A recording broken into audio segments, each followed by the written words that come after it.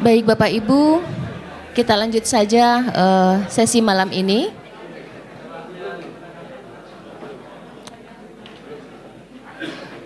Materi selanjutnya ini akan disampaikan oleh Ibu Ketua Pengadilan Tinggi Agama Semarang terkait dengan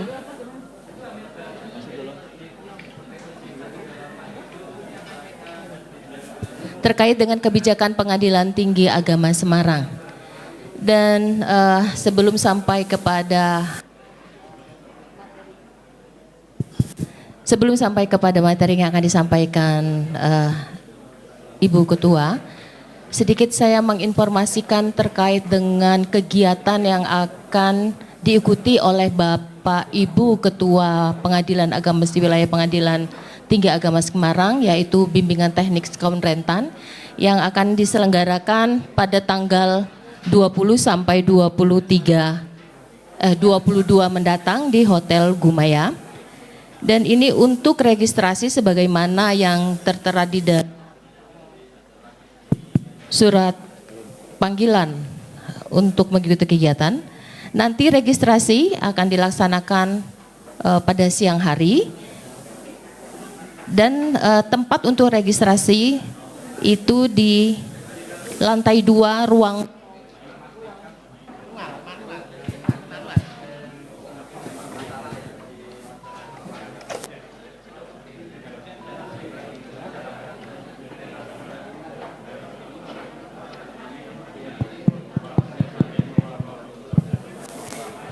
Bapak Ibu, saya ulangi.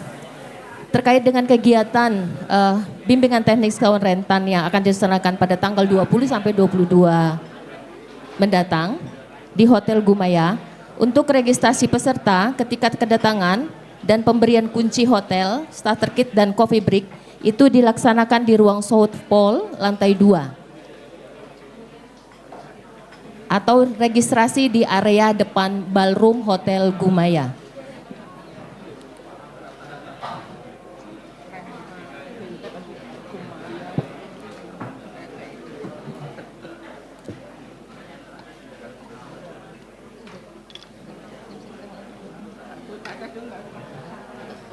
Dan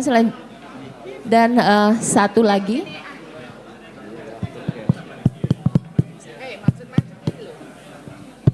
tes 1, 2. Dan satu lagi Pak, ini terkait dengan perkara yang diajukan kasasi. Ini sebagai informasi dan juga mohon perhatian kepada rekan-rekan saya panitera, juga mohon perhatian kepada Bapak Ibu Ketua. Dari Januari sampai dengan April atau sampai dengan hari ini, saya sudah menerima lebih 45 notifikasi dari Mahkamah Agung terkait dengan kekurangan dokumen perkara kasasi atau kekurangan dokumen ataupun belum terinputnya data-data perkara kasasi di SIPP. Jadi mohon perhatian untuk perkara kasasi, tim quality control-nya itu betul-betul difungsikan sehingga tidak ada lagi kekurangan dokumen ataupun belum terinputnya atau tidak terinputnya data-data perkara kasasi di SIPP. Karena cukup banyak, untuk 3 bulan ataupun 4 bulan sampai dengan hari ini sudah ada 45 perkara kasasi yang ternotifikasi kekurangan berkas atau belum terinput atau kekurangan input data dokumen di SIPP. Jadi untuk ke depan mohon perhatian untuk dapat memfungsikan tim quality control terhadap perkara kasasi.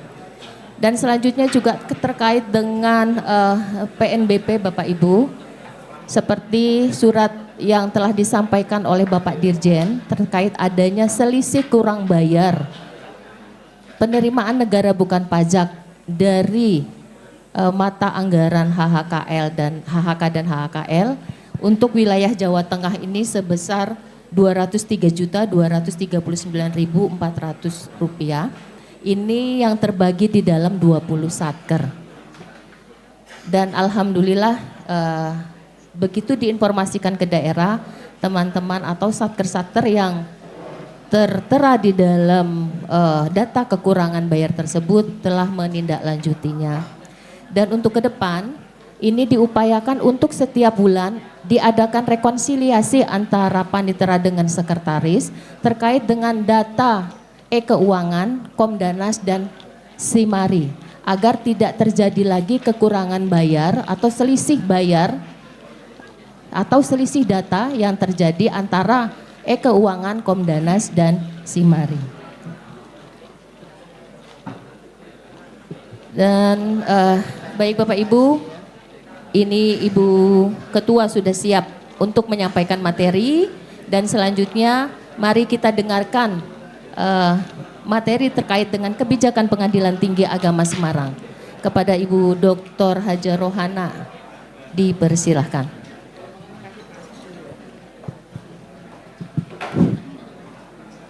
Baik, Assalamualaikum warahmatullahi wabarakatuh.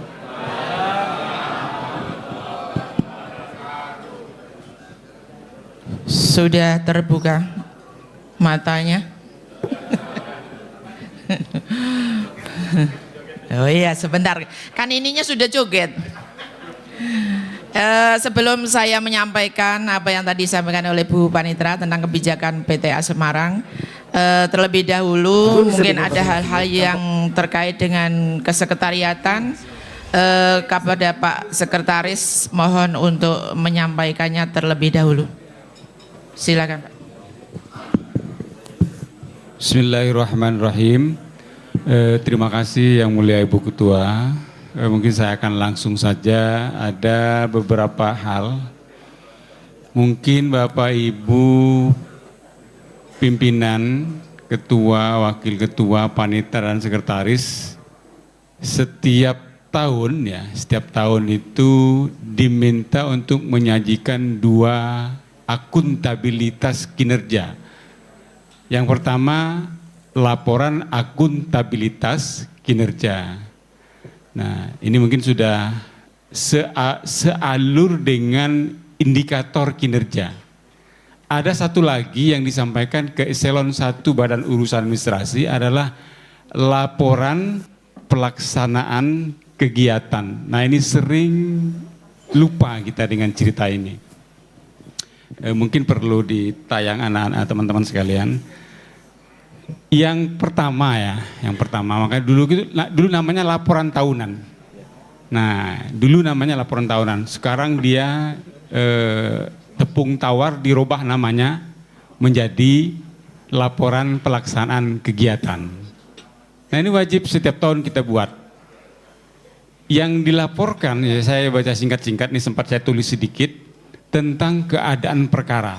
Tetap seperti itu, baik keadaan tingkat pertama, kemudian banding kasasi dan PK, itu juga perlu disajikan dalam laporan secara singkat dan tepat.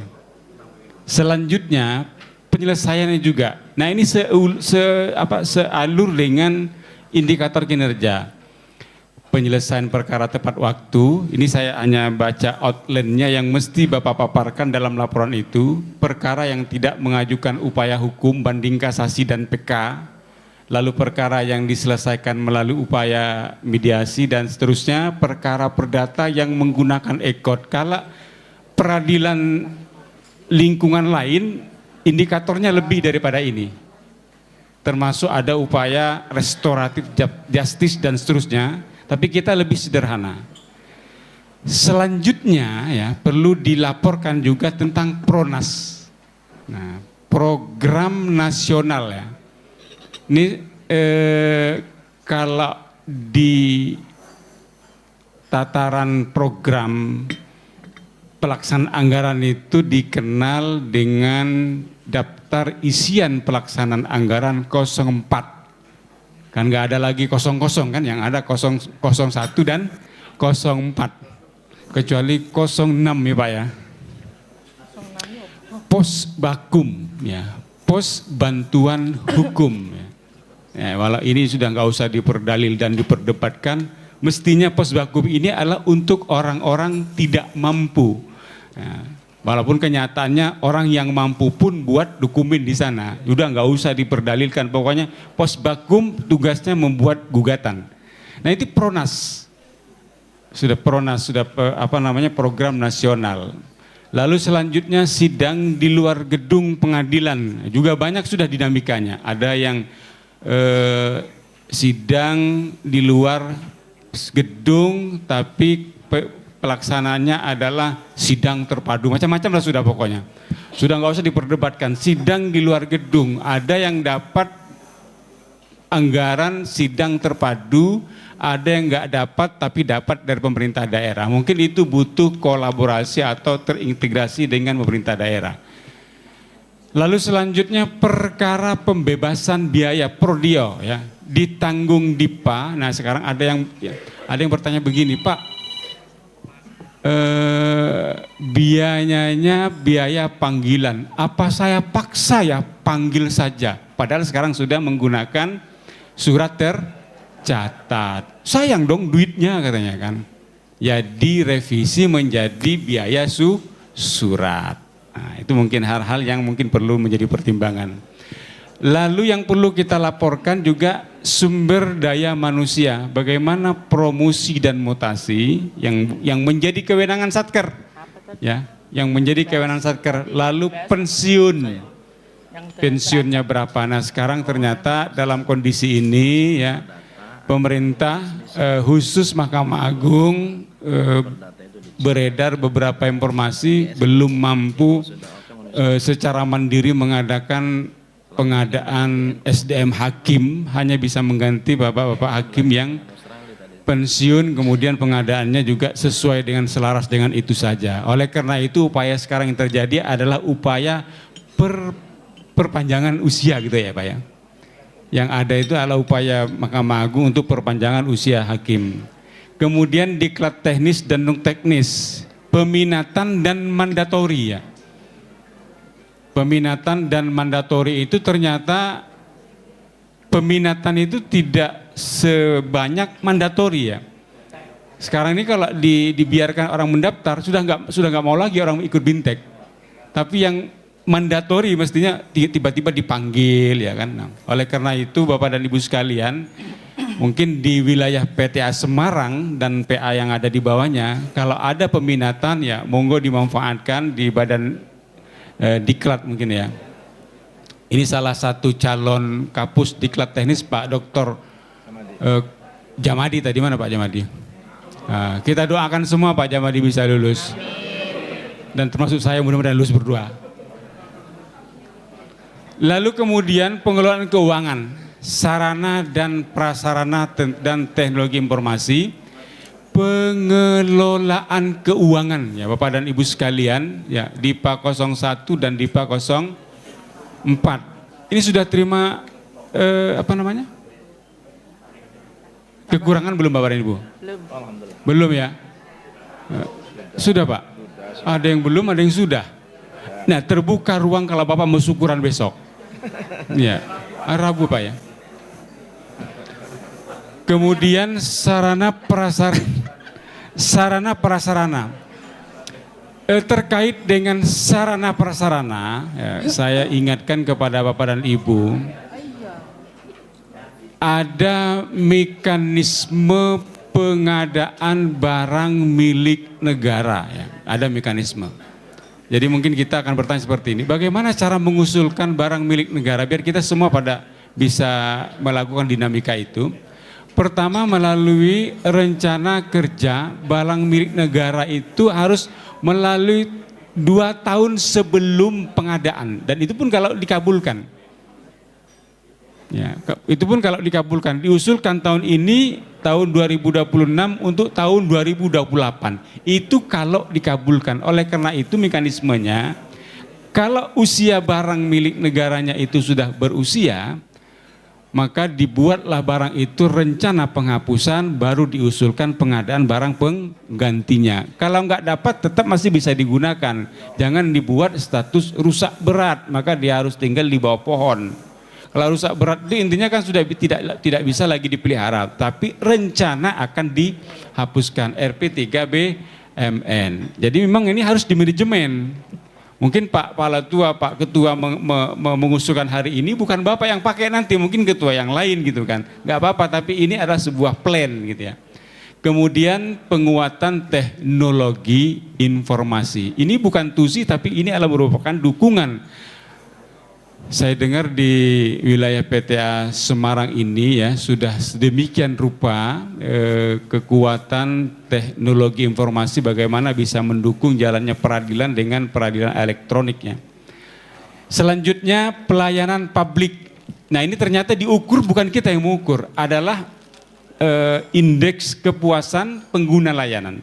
Tanya kepada masyarakat bagaimana tingkat kepuasan layanan, ini perlu kita laporkan juga. Bila layanan itu dinilai oleh masyarakat tidak sampai 4 atau 3,4, 3,2, 3,5 dan seterusnya, artinya ada deviasi dari angka yang diharapkan, itu perlu dilakukan sebuah tindak lanjut dari indeks kepuasan masyarakat itu sendiri. Selanjutnya pelayanan terpadu dan inovasi layanan yang terintegrasi. Nah, layanan yang terintegrasi itu adalah layanan yang dimungkinkan keduanya bisa memberikan informasi, tidak perlu melakukan input berulang-ulang. Selanjutnya tentang pengawasan internal ya. Nah, ini yang jarang dilakukan. Kadang-kadang pengawasan atasan langsung. Atasan langsung itu kalau bertanya seakan-akan merasa kita, loh kok banyak pertanyaan, padahal tujuannya melakukan pengawasan. Kemudian Hawasbid ini mandatori. Hawasbid itu wajib melakukan pengawasan, maka kita sebut dengan pengawasan yang mandatori. Bawas ya tergantung kondisi. Lalu eksternal BPK, BPKP dan Ombudsman. Ternyata pengawasan pelayanan publik itu juga diawasi oleh Ombudsman. Terima kasih, saya kembalikan kepada Ibu Ketua. Assalamualaikum warahmatullahi wabarakatuh. Terima kasih. Terima kasih pada Pak Sekretaris yang telah memberikan beberapa informasinya. Ini yang mana sih yang benar? Halo, nah ini. Ini ya. Gimana, sudah di copy apa masih ngantuk?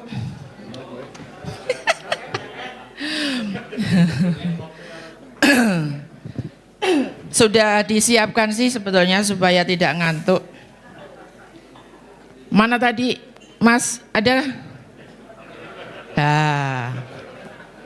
Terima kasih atas partisipasinya. Pada kesempatan ini saya ingin menyampaikan tentang kebijakan PTA Semarang di tahun 2026 dan mungkin tadi sudah disinggung oleh Pak Wakil beberapa hal. Ngos-ngosan juga ya.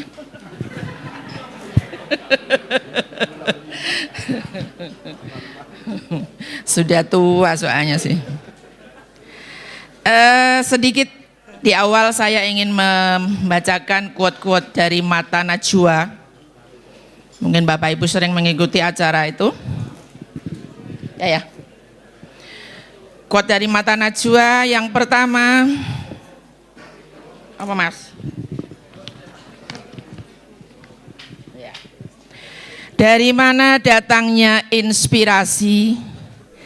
Dari visi turun ke kerja keras tanpa henti. Bener gak tuh?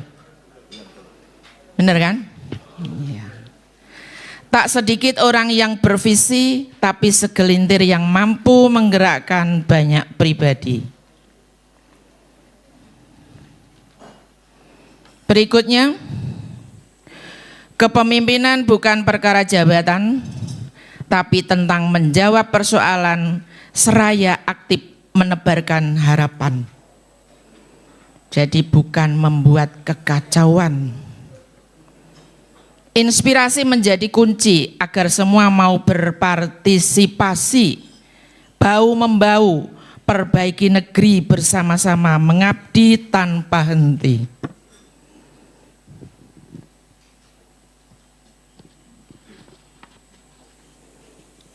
Berikutnya, quote dari Bapak Ketua Mahkamah Agung. tunaikanlah tugas jabatan dengan rendah hati, hati-hati, dan sepenuh hati. Apa yang dimaksud dengan rendah hati? Itu mengingatkan kita bahwa jabatan ini dalam level apapun hanyalah titipan yang sifatnya sementara. Kepemimpinan harus dijalani dengan kesadaran bahwa kekuasaan bukan untuk meninggikan diri, melainkan untuk melayani. Itu yang dimaksud dengan rendah hati.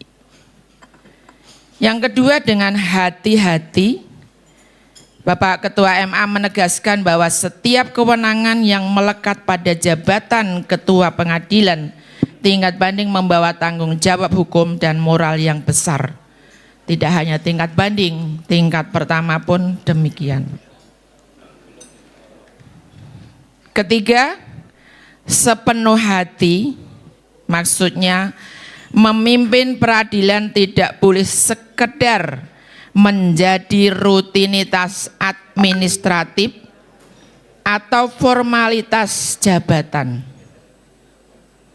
Kepemimpinan adalah pengabdian total yang menuntut curahan pikiran, tenaga, dan komitmen untuk menegakkan hukum, menjaga keadilan, serta memajukan lembaga peradilan Indonesia.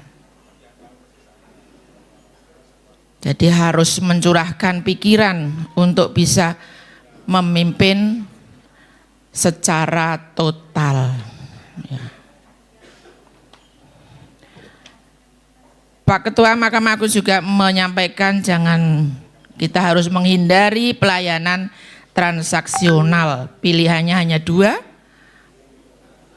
berhenti atau penjara, atau bisa juga berhenti dan penjara.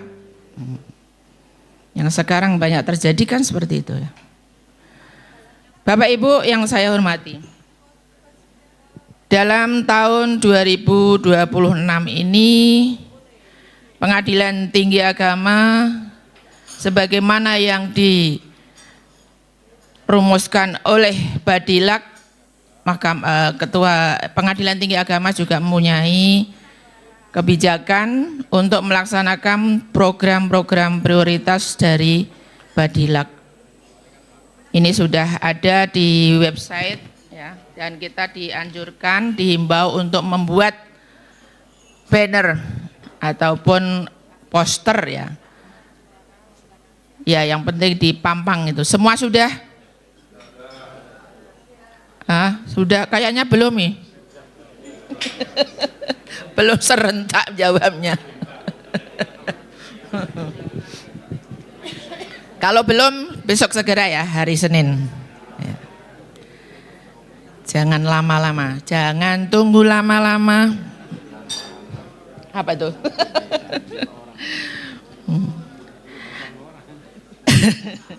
Yang pertama, penguatan integritas dan akuntabilitas. Ini terdiri dari pembangunan zona integritas dan manajemen anti penyuapan yang berkelanjutan. Ya. Ambarawa kemarin tahap apa Pak? Enggak, semapnya itu. Sudah tahap apa?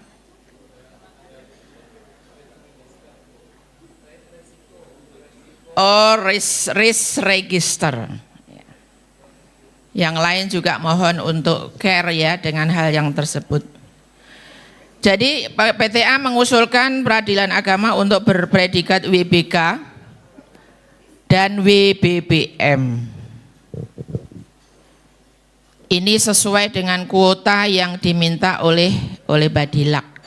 Kalaupun di bisik-bisik bisa lebih, kami akan melebihkan supaya apa? Jangan sampai kita kirim persis kuota ternyata tidak memenuhi semua.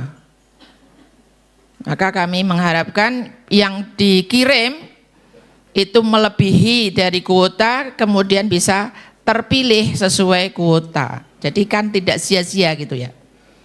Artinya Badilak pun bisa diuntungkan ketika yang dikirim itu ngepas, kemudian pas dinilai tidak semuanya memenuhi syarat, kan rugi, kuotanya jadi berkurang. Nah ini mudah-mudahan nanti bisa kita usahakan. Juga SMAP ya, BBBM yang dicalonkan atau yang sudah berani mengusulkan kayaknya salah 3 kalau tidak salah. Ya.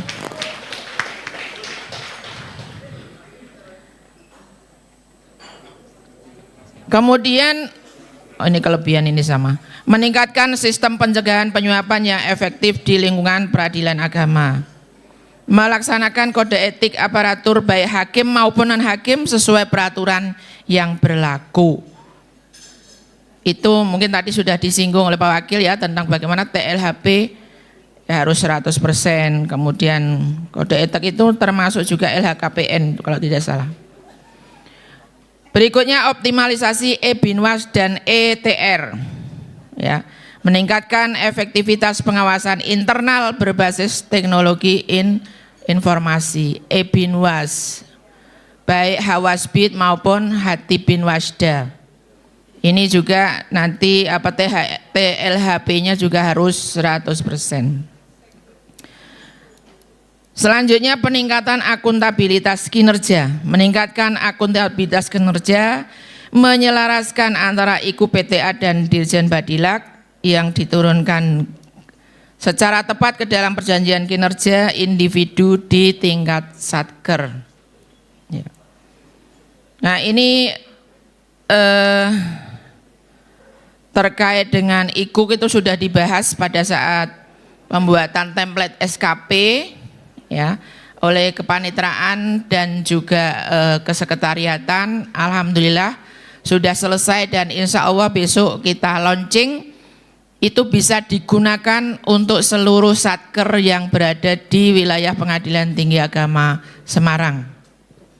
Jadi semuanya bisa sama ya.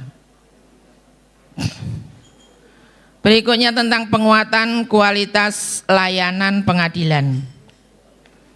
Yang pertama, implementasi EKOT pada perkara perdata agama, upaya hukum banding, kasasi, dan seterusnya.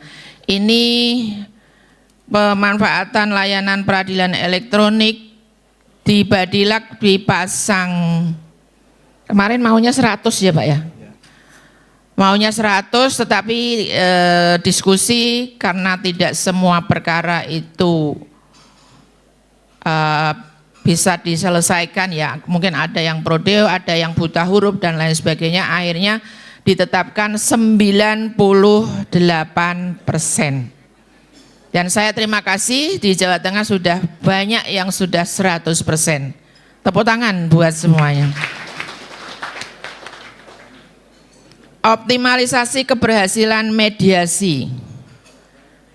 Ini dipasang target 50%. Ya.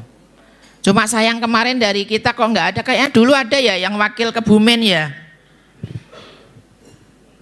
Mediasi apa Pak? Pak Wakil mana Pak Wakil?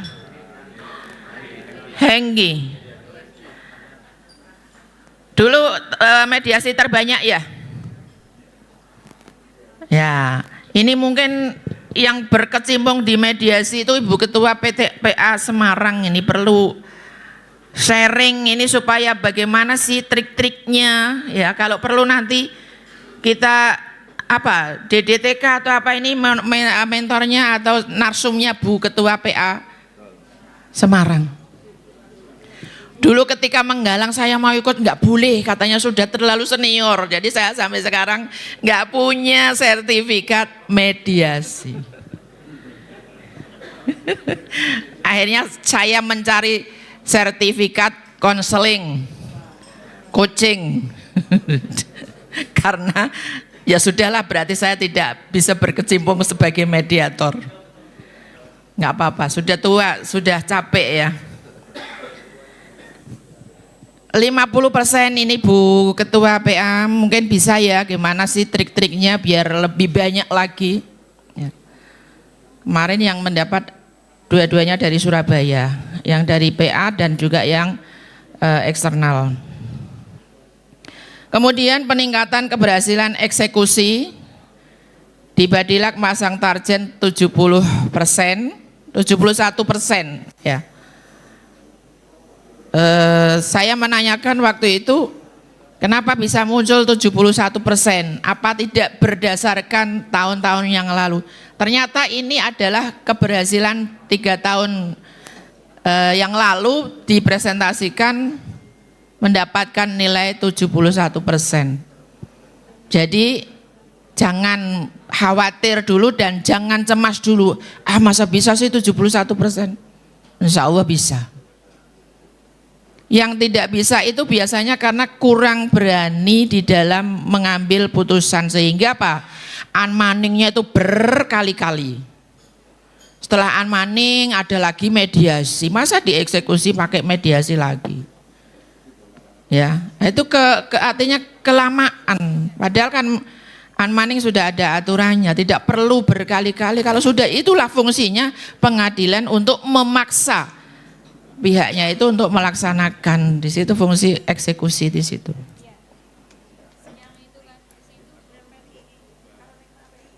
Ini pernah juga saya sudah cerita mungkin ya, waktu di Jakarta dulu itu ya menyisir mundur. Karena ternyata ada yang pemberitahuannya itu kantornya sudah nggak ada, tapi dibiarin, tidak ada penetapan apakah non eksekutable atau apa gitu. Jadi disisir-sisir, ternyata bukan kendala lelang atau apa, hanya tadi segi administratif. Nah itu kan harus diputuskan, jangan sampai gantung menjadi dalam proses, laporan lagi dalam proses lagi gitu kan. Jadi ketua harus punya decision itu untuk mengambil putusan terhadap perkara eksekusi yang menggantung tadi. Kemudian penyelesaian perkara tepat waktu, ini juga kemarin mau di 100%, tapi akhirnya 98%, karena tadi mungkin di akhir-akhir tahun ada perkara yang gaib, yang tidak diketahui alamatnya. Lanjut kita tentang penguatan kualitas layanan pengadilan. Penghargaan dari instansi layanan pengadilan dari instansi lain atau prestasi dan pengakuan dari instansi lain. Di Badilak menargetkan setiap satker itu minimal ada 2 penghargaan dari eksternal. Bisa ya? Insya Allah. Nanti ini tahun ini saya berharap banyak yang mengikuti untuk penilaian keterbukaan informasi publik. Ternyata di luar sana itu seru Pak, banyak yang ikut. Nah kita ini mohon nanti di tahun ini agar lebih banyak lagi dari yang kemarin. Dan yang kemarin baru menuju maju lagi untuk menjadi satker yang informatif. Nanti PTA maju lagi supaya menjadi satker yang terinformatif. Ya, jadi itu harus diusahakan. Nah, disinilah pimpinan tidak bisa tinggal diam, harus mencurahkan segala pikiran untuk memajukan satkernya. Ya. Kalau hanya menikmati saja, mengikuti air mengalir ya nanti tidak hidup, instansinya tidak hidup. Kemudian meningkatkan indeks prestasi anti korupsi. Kalau tidak salah di Badilak itu ditarget minimal 3,75. Pengiriman salinan, penyediaan salinan putusan tepat waktu dan seterusnya itu sudah rutinitas ya, dan itu harus 100%. Cuma ini kelemahan. Mudah-mudahan nanti dengan turunnya hati bin Wasda ke tempat, ke pengadilan secara real akan diketahui bagaimana berkas itu masuk ke arsip. Karena di beberapa tempat ini lama. Berkas Januari, berkas Maret. Kalau Maret masih mungkin bisa ditoleransi ya. Januari, Februari, loh bulan, ini bulan apa sih? Bulan April kok belum masuk ke box arsip. Kemana? Nah ini tugas wakil ketua. Koreksi. Ya nanti yang tidak terjangkau dihadiri oleh hakim pengawas daerah, kami akan melakukan video call Zoom melihat arsip perkara. Sebetulnya ini Pak Wakil dan Panitra itu gampang saja. Isi box itu berapa? Tinggal dihitung. Nah sekarang ini tidak mengikuti pola Bindalmin soalnya. Daftar isinya itu nomor 1 sampai nomor 10. Bukan nomor 1 PDTP atau PDTG tahun dan seterusnya. 2 nomor ini. Jadi yang ada itu di checklist. Selain ada buku bantu. Tapi di situ hanya nomor 1 sampai 10. Berarti kan 10 satu box. Tapi kenapa isinya hanya 3, hanya 5? Padahal berkasnya adalah berkas Januari, Februari. Atau mungkin juga tahun kemarin, tahun 2025. Misalnya November. Belum putus, masa iya belum putus? Ya kan? Oh itu masih banding. Masa iya satu box banding semua? Satu box 10 isinya hanya 2 yang 8 banding. Masa iya sih? Gampang itu Pak Wakil dan Panitra ngecek. Ya. Nah ini kelemahannya lagi, tidak ada buku bantu untuk pencatatan berkas yang masuk ke box. Yang terakhir seperti pernah saya sampaikan, kelemahannya adalah di SOP. Ya.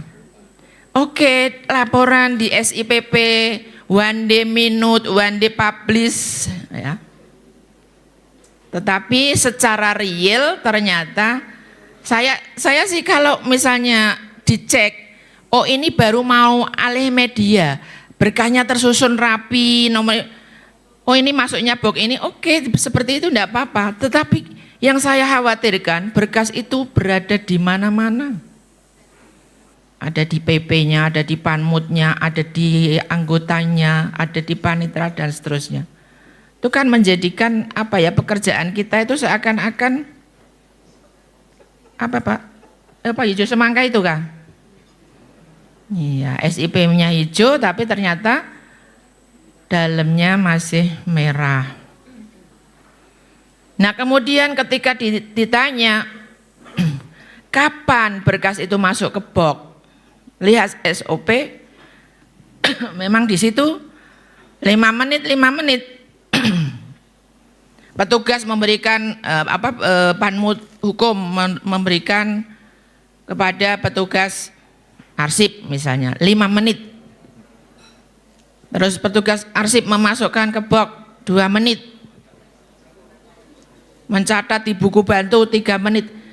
Tapi kapan? Ya, penyerahan dari PP atau Panmut itu ke box itu kapan? 5 menitnya itu hari keberapa sejak perkara BHT? Iya kan? Masuk ke box kan setelah BHT kan? Itu disepakati. Ya, jangan sampai hanya menit tapi ternyata 3 bulan kemudian, 5 bulan kemudian, 1 tahun kemudian. Itu kan tidak pasti jadinya. Ya, itu Bapak Ibu, ada beberapa yang memang saya lihat secara real. Nah, nanti harapan kami dari hati Binwasda yang turun bisa melihat secara real sehingga ketahuan.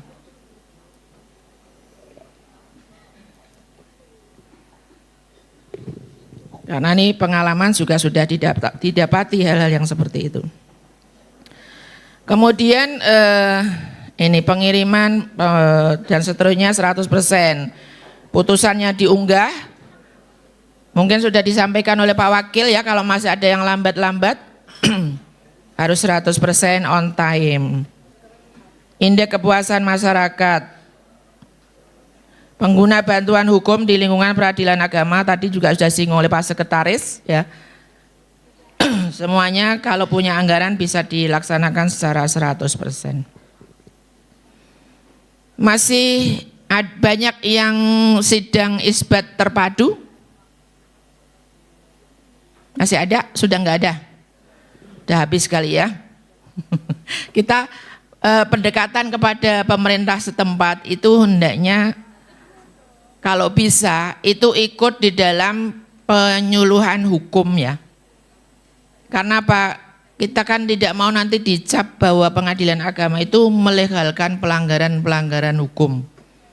Pernikahan yang tidak sesuai dengan aturan itu kan berarti kan pelanggaran. Nah, sosialisasinya apa? Edukasi kepada masyarakat. Kepentingan alas hak, pentingan identitas hukum bagi masyarakat itu dijelaskan agar mereka mau untuk mengurus surat-surat. Permohonan pembebasan biaya perkara 100%, penyelesaian perkara sidang di luar gedung sudah sama dengan itu. Jadi itu beberapa hal yang terkait dengan kebijakan PTA yang mengikuti atau melaksanakan program prioritas Badilak. Tentang penguatan kelembagaan. Kerjasama dalam dan ini dalam, kalau Badilak kan luar ya. Kerjasama dengan instansi lain di wilayah hukum masing-masing. Ini mayoritas kan sudah ya melakukan PKS. Tetapi keberlangsungannya seperti apa? Nah, ini yang perlu diperkuat atau digerakkan kembali. Keberlangsungannya dari MOU itu, kalau tanda tangan MOU mau berapa ratus bisa saja, tapi tindak lanjutnya ini yang perlu kita perhatikan. Jadi tidak hanya hitam di atas putih, tetapi real bisa memberikan manfaat kepada masyarakat. Peningkatan kelas pengadilan yang sudah mengusulkan mana saja ini? 1 Sukoharjo, 2 Kajen, 2 saja? Oh, Ambarawa. Ambarawa sudah masuk. Sudah masuk Kak berkatnya. Oh, diulangi tahunnya. Iya. Saya pikir kemarin hanya Sukoharjo. Ternyata kemarin ketika ke Kajen baru nitip. Ah, ini enggak sungguh-sungguh ini. Semangat Pak untuk upaya seperti itu tuh. Ya, saya dulu memperjuangkan Ambarawa itu ya. Pagi naik pesawat ke Jakarta, malam pulang naik kereta api. Memperbaiki, kan belum ada elektronik harus diantar secara hard copy. Ayo perbaiki persiapan. Besok lagi 2 hari kemudian berangkat lagi. Pagi berangkat, malam pulang lagi, itu sampai 3 kali. Dan yang terakhir itu alhamdulillah disarankan menemui 7 orang. Saya tidak membuat janji. Alhamdulillah 7 orang itu ada dalam 1 hari. Ya, berkat doa dari teman-teman semua. 7 orang itu ada semua, saya temui, saya berikan tembusan-tembusannya itu. Karena 2 hari kemudian akan dirapatkan di Menpan RB. Saya itu sampai merinding kalau ingat itu. Atau kadang-kadang berangkat juga malam naik kereta, ya. Besoknya pulang lagi naik kereta juga malam. Alhamdulillah karena teman-teman itu tahu ya jerepayahnya, mungkin doanya itu benar-benar, alhamdulillah terkabul. Kemudian Sragen ya, Sragen alhamdulillah. Mudah-mudahan ini yang tiga ya, Ambarawa, Sukoharjo dan Kajen. Kita mudah-mudahan bisa berhasil. Tahun lalu tidak berhasil karena memprioritaskan yang luar Jawa. Luar Jawa itu untuk mengatur mutasi promosi itu kelimpungan karena setiap PTA hanya satu kelas 1A. Nah, alhamdulillah kemarin sudah ada tambahan. Kalau untuk pemekaran kita kayaknya nggak ada ya Pak? Nggak ada. Kalau di Jawa Timur ada kayak yang kemarin. Ini jam berapa tuh? Belum ya. Ini sebetulnya baru break ini. Berikutnya penguatan kualitas sumber daya manusia. Ini kebijakan PTA akan melakukan sudah punya rencana ini ya.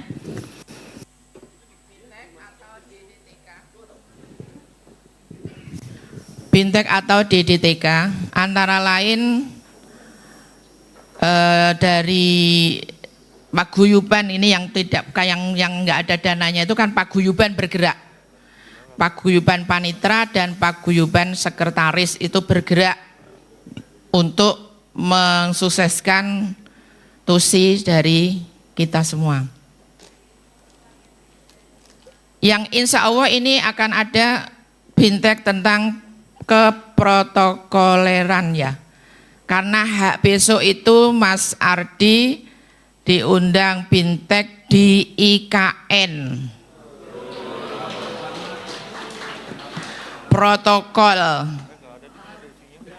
Nah, jadi besok dia berangkat ke IKN, dipesan Pak Sekretaris suruh bawa tanah sedikit-sedikit. Saya nggak mau Pak, nanti bisa dipindah di sana. Nanti ilmunya insya Allah diterapkan untuk seluruh satker yang berada di wilayah Jawa Tengah. Sehingga tidak ada lagi nanti ketika menghadiri undangan di Pemda tidak ada yang AIO, yang kebingungan, yang tidak pede. Ya. Itu kan menjadi wajah kita ya.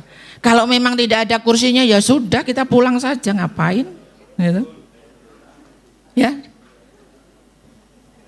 Mungkin saya sudah pernah cerita 3 kali apa 2 kali saya pulang karena tidak jelas kursinya. Kalau saya secara pribadi saya mau ditaruh dimanapun saya bisa Pak, saya bilang gitu. Tapi saya mewakili Ketua Pengadilan Tinggi Agama. Saya tidak mau ditaruh sembarangan. Ya, jaga. Jadi bukan pribadi kita, tetapi institusi kita yang harus kita perjuangkan. Siapa lagi yang mau memperjuangkan? Kadang-kadang sampai bertengkar. Terakhir di gubernuran, di Polda ada Kapolri, protokol sampai bertengkar. Sampai berkeringat katanya. Terus informasi ke saya, Ibu ini Ibu duduknya ada di nomor 3, mending nggak usah datang saja katanya. Ya sudah saya nggak jadi datang, padahal sudah siap. Ya. Karena sudah diperjuangkan, masa duduknya di nomor 3 di belakangnya si A, si B dan siapa-siapa yang nggak jelas. Akhirnya kami nggak datang. Nah hal-hal yang seperti ini kita menjunjung tinggi menghargai institusi kita. Ya. Maka ini diperlukan protokol yang pintar dan pilihlah orang yang punya kepercayaan diri yang bagus, jangan yang pemalu ngangih ya. Tadi ditanya sudah bu, baru sampai di tempat tugas celingak-celinguk, ternyata saya duduknya di situ dibawanya ke sana, aduh. Itu orang PA dulu.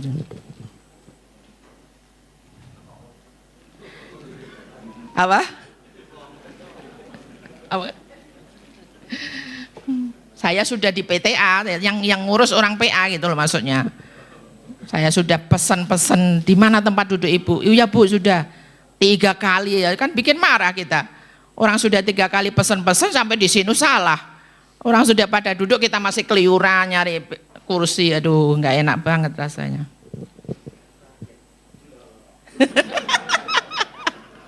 Di luar Jawa, di luar Jawa. Saya perjelas saja di luar Jawa.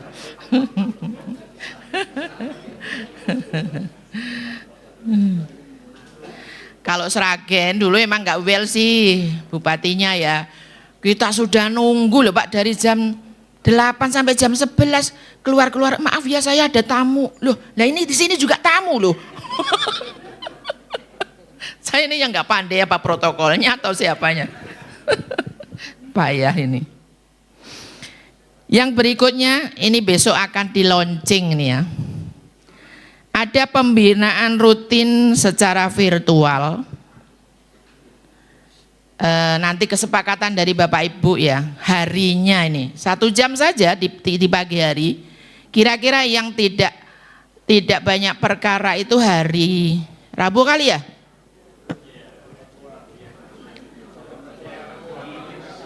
Ketua Rabu. Berarti hari apa? Selasa. 1 jam saja. Ya, 1 jam saja.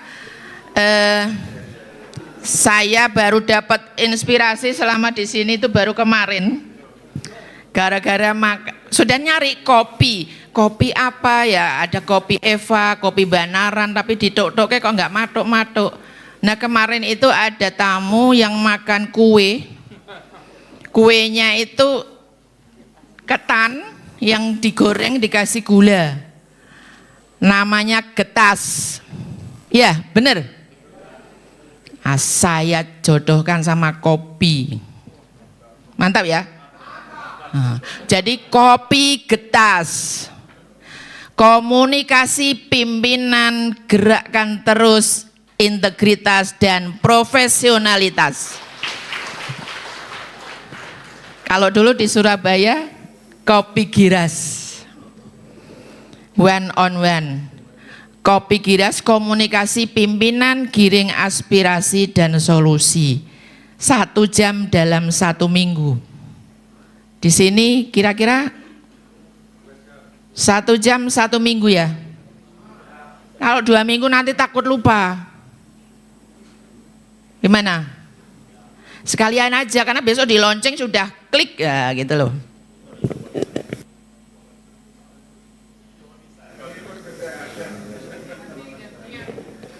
Iya, jadi jadwalnya itu kan 1 hakim. Khusus ini hakim yang dengerin materinya tentang hakim. Yang kedua kepanitraan. Khusus kepanitraan. Yang ketiga kesekretariatan, khusus kesekretariatan. Yang keempat jurusita. Nah, jadi 4. Uji coba 2 minggu sekali gimana? Siap ya? Hari Selasa pagi. Jam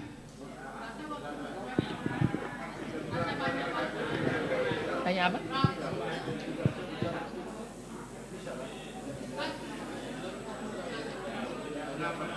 1 jam saja.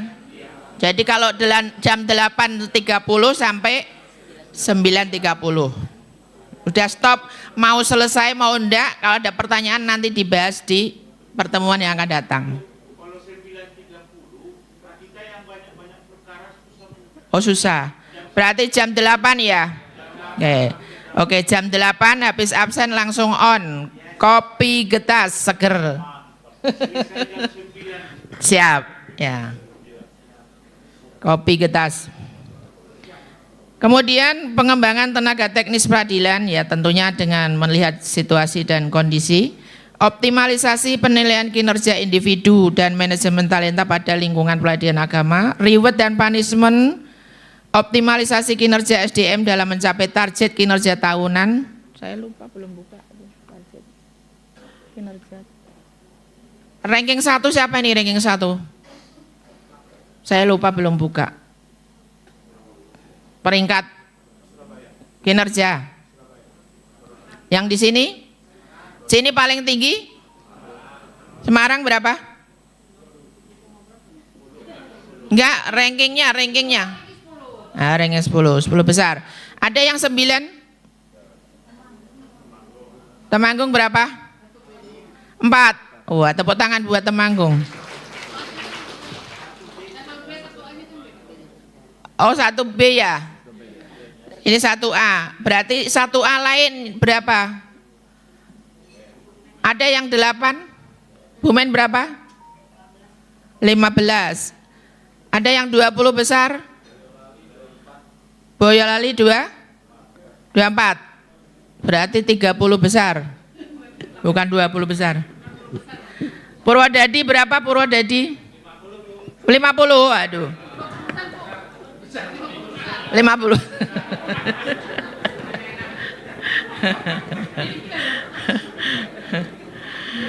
Purwokerto 1A ya?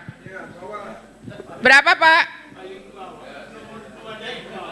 Ya nomor 2 dari bawah. Ya wa innalillahi lah. Semangat Pak. Semangat. Ya. Mana lagi yang 1A itu? Wonosobo. Wonosobo mana? Hah? 62. Brebes? Brebes berapa Brebes? Ya. 110.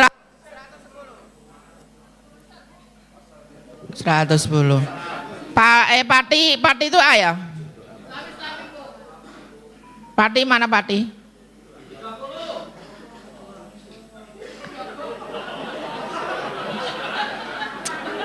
Sing ditekoki Pati sing muni sapa kuwi? Aja mblondroke to ya. Slawi.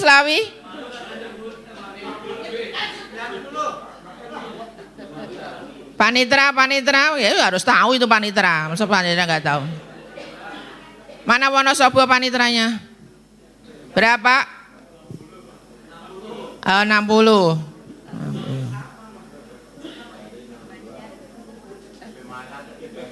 Pemalang? Oh 36. Wah, alhamdulillah ini sudah naik ini Malang. Oh turun rupanya turun. Iya, saya pikir kemarin 53 gitu loh. Oh turun ya, berarti bela sungkawa dong Pak. Iya. Mudah-mudahan nanti di bulan Mei pertengahan kita akan memberikan award ya, supaya untuk meningkatkan. Karena kemarin itu dengan kesibukan, loh kok sudah Maret akhir. Kalau Maret akhir diberikan percuma, karena di Badilaknya itu minggu ketiga sudah penilaian. Ya.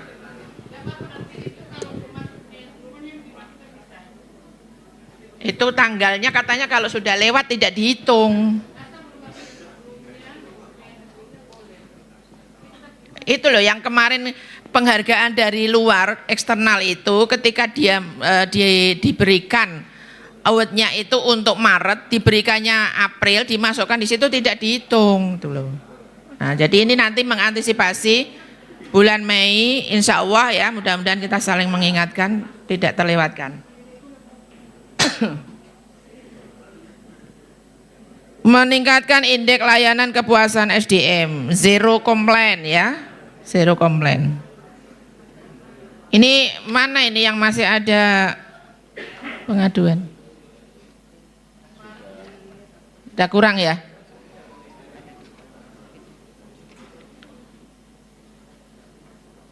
Sudah kurang ini pengaduan, tapi saya mohon ya untuk para pimpinan ini terutama yang hadir di sini agar tetap menjaga keharmonisan di kantor masing-masing. Ya, jangan menjadi kompor. troublemaker, ya, troublemaker di situ, tetapi harus bisa mengkondisikan bagaimana supaya di kantor itu bisa kondusif, ya. Kalau ada laporan kemudian terkait dengan rumah tangga kantor tersebut, kira-kira orang luar apa orang dalam? Nah, dalam sekali itu katanya. Nah, ini yang perlu dimitigasi, ya. Kalau di area 1 itu kan adanya meminimalisir resistensi. Ini tugas role model dan tugas agen perubahan untuk mencari orangnya yang seperti itu tuh siapa, ya. Baik, yang terakhir apa belum nih? Terakhir tentang kebijakan PTA, penguatan teknologi informasi, ya. Nanti mungkin di bawah Pak Sekretaris, Komandan Pak Sekretaris, ya, untuk penyederhanaan pengumpulan, ya, inovasi-inovasi yang sejenis itu. Dulu organisasinya apa, Mas Diko? Kita apa namanya yang IT se-Jawa Tengah itu?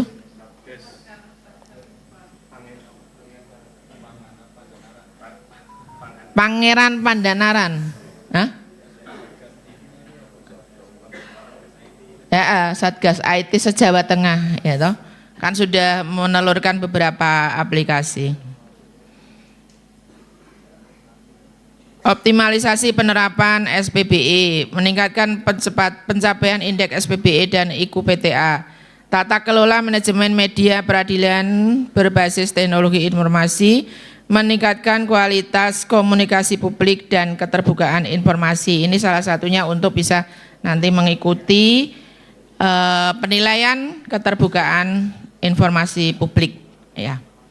Itu beberapa hal yang sudah saya sampaikan tentang kebijakan Pengadilan Tinggi Agama Semarang di tahun 2026, ya. Kira-kira ini dari seluruh yang hadir di sini siap untuk bisa mendukung dan mewujudkan apa yang sudah saya sampaikan? Alhamdulillah. Belakang kayaknya kok kurang semangat, ya. Sudah ngopi belum? Oh, sudah habis. Sudah habis. Baik, ya. Itu dan kita akan mengakhiri di jam berapa? Jam 2 malam.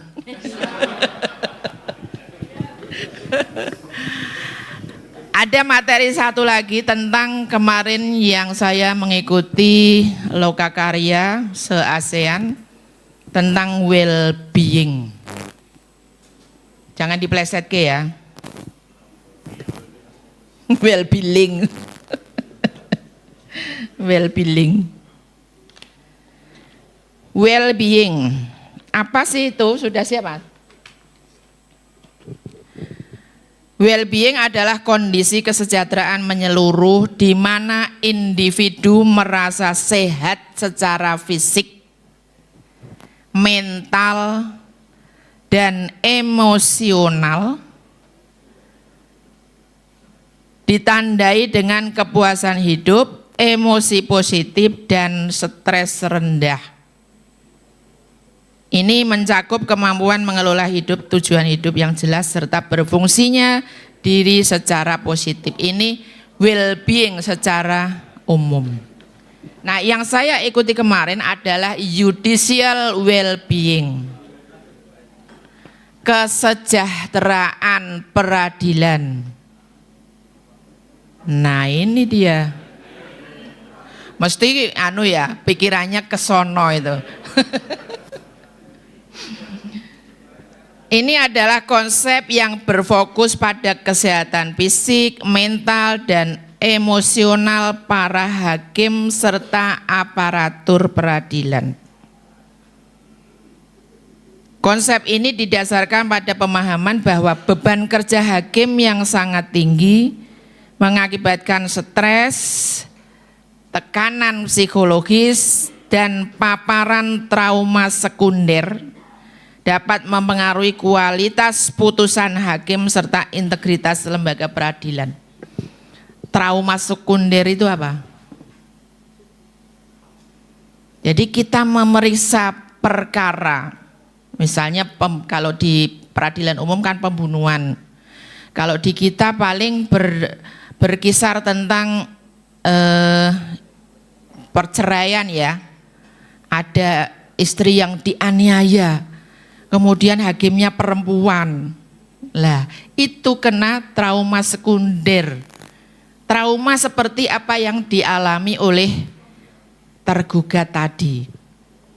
Kemudian mungkin memeriksa anak yang ditelantarkan. Lah ini memang sensitifnya kayaknya ke ibu-ibu ya, walaupun bapak-bapak bisa juga sih. Ada bapak-bapak juga yang melihat anak ditelantarkan terus menangis, ya ada. Itu terpapar trauma sekunder. Jadi terhadap kasus-kasus yang ditangani itu bisa memantulkan trauma ke kita. Itu mempengaruhi well-being, mempengaruhi judicial well-being.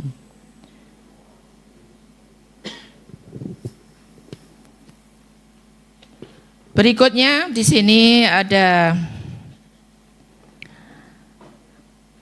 yang disampaikan bahwa isu well-being ini di Indonesia itu baru, ya. Dan ini juga dimulai dari adanya kegiatan dari UNODC sampai sekarang ini berkembang di Asia. Ada yang sudah memulai sejak tahun 2017, ya.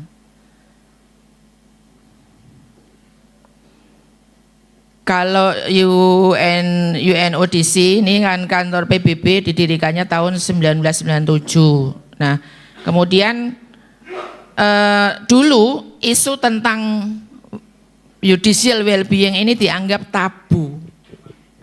Kenapa? Karena hakim itu dianggap dan harus siap menanggulangi stres, kelelahan kerja, dan sebagainya yang mengganggu psikis ya dari aparatur peradilan. Sehingga ini hakim tabu membicarakannya. Dan mungkin sampai sekarang mungkin masih ada ya. Ada yang tiba-tiba jatuh sakit. Kemudian ada yang tiba-tiba bercerai. Ada enggak yang tiba-tiba kawin lagi itu?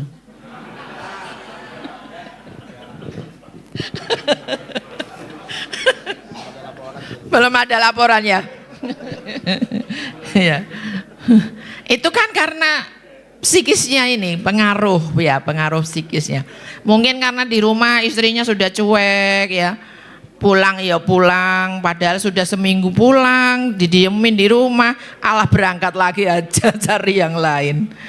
Ya. Jadi ini bagian dari itu apa? Dulu itu tabu, tapi sekarang sudah ada penelitian-penelitian terkait dengan hal tersebut.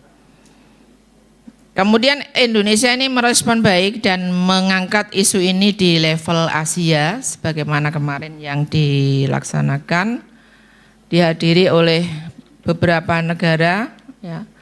Ada dari Malaysia, Singapura, Manila, Filipina, ada Laos, ada Vietnam, ada Timor Leste, masih banyak lagi yang tidak bisa saya sebutkan.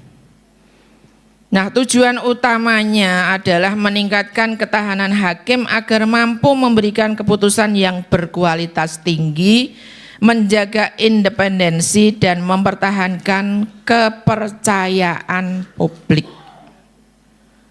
Ini tujuannya. Tapi apa nanti kegiatannya? Nanti kita belakang. Ya. Jadi judicial well-being itu tujuannya supaya putusan kita ini baik, benar, dan adil, ya. Tidak terpengaruh dengan tadi ada trauma, ya. trauma sekunder, ada kelelahan dan seterusnya itu. Nah, aspek yang dicakup di dalam judicial well-being ini adalah kesehatan mental pertama. Layanan konseling, manajemen stres, dan praktek mindfulness untuk mengatasi kelelahan emosional. Ini melalui himpunan Badan Perhimpunan Hakim Wanita, Hakim Perempuan Indonesia, Pak KMA sudah memerintahkan untuk MOU dengan HIMSI, Himpunan Psikolog Indonesia. Gunanya untuk apa? Untuk tadi kita bisa konseling, bisa konsultasi, dan dalam diskusi kemarin itu adalah menjadi tanggung jawab lembaga. Jadi kayak halo dok. Halo dok. Nanti Bapak Ibu yang merasa psikisnya terganggu bisa langsung halo. Halo Pak, saya kok ini gelisah terus ya. Kenapa? Wah, nanti ketahuan. Oh, ternyata ada sesuatu di balik udang. Jadi kayak halo dok itu nanti kedepannya akan ke sana. Ini baru dirancang untuk mengadakan MOU. Kenapa kok hakim perempuan diamanati? Karena yang banyak masalah itu adalah perempuan. Perempuan.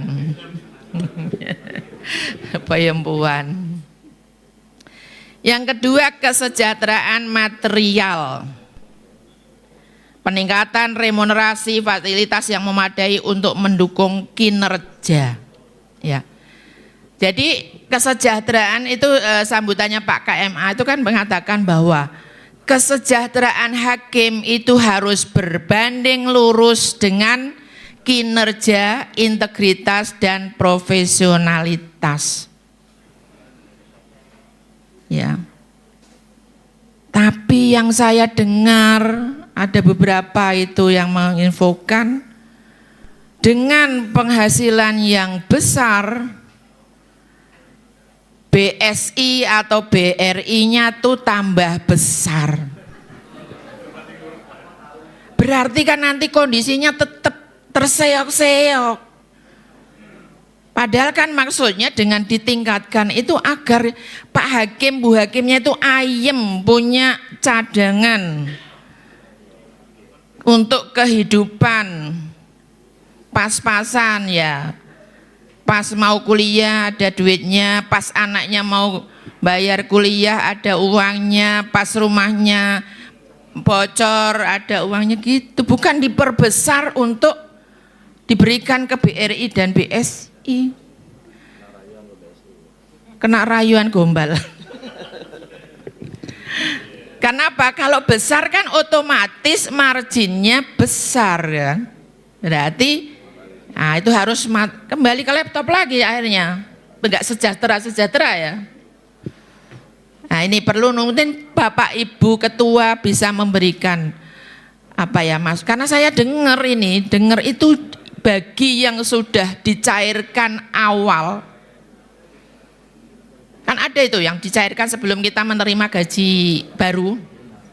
Diperiksa oleh Biro Keuangan itu tadi ada yang sudah utang 1 M, ada 1,5 M. Saya bilang, ya Allah, terus gimana itu untuk kesehariannya? Ya kalau itu untuk bisnis kemudian menguntungkan ya.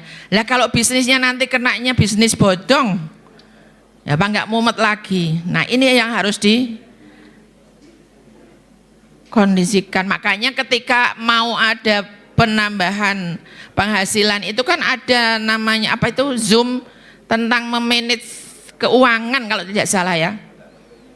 Nah itu seperti itu. Jadi ini tolong ya, jangan sampai nanti di daerah itu harinya nanti kembali ke laptop resah dan gelisah karena tadi penghasilannya menjadi ngepres lagi gitu loh. Ya. Dan juga ada yang sudah bergaya hedonisme. Suka flexing. Apa tuh flexing? Pamer-pamer di medsos ya. Beli tas diposting, beli baju diposting. Ini bapak-bapak ini juga harus lihat HP-nya istri, Pak. Nanti pergi kemana makan diposting. Itu kan flexing. Jangan sampai itu. Makanya Pak KMA kan menyampaikan bahwa tolonglah tetap hidup sederhana, bersahaja. Karena ini diberikan tambahan itu supaya untuk tidak ada korupsi, kolusi dan seterusnya itu. Tidak ada lagi OTT. Nah, itu maksudnya seperti itu. Jadi kesejahteraan peradilan itu jangan hanya dilihat dari finansial atau kesejahteraan materi, tapi tadi ada mental, kesehatan ya, selain yang kesejahteraan materi tadi.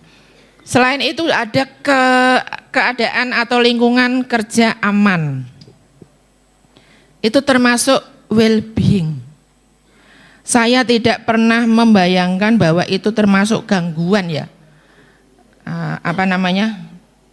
Lingkungan kerja yang tidak nyaman itu termasuk salah satu gangguan mewujudkan judicial well-being. Dicontohkan oleh Ibu Nani itu kemarin, ada yang kemudian karyawati atau hakim perempuan, kemudian ada yang laki-laki mengatakan bahwa bibirmu kok seksi sekali, atau mungkin kamu pakai jilbab ini kok cantik. Itu sebetulnya bukan menguji, tapi itu termasuk gangguan kerja, lingkungan kerja yang tidak nyaman.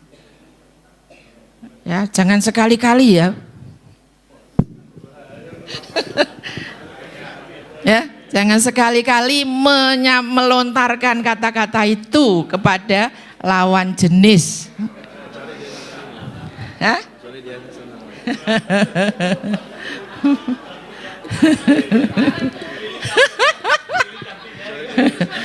Kalau seneng gimana katanya? Kalau seneng tapi kan ada tirai penghalang ya. Jadi itu kata gimana caranya? Kalau saya hadapi, kata Bu Nani. Bapak itu mengatakan seperti itu tuh saya tersinggung. Tidak etis. Nah. Tapi saya yakin banyak di satker yang seperti ini. Hah? Ya enggak Bapak Ibu?